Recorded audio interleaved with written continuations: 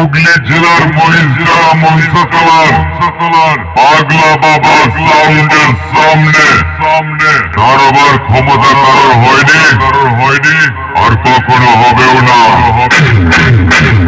এই এলাকায় যদি কোনো মাইকা লাল থাকে তবে আমার সামনে এসে দাঁড়া, তারপর দেখ কি অবস্থা করি।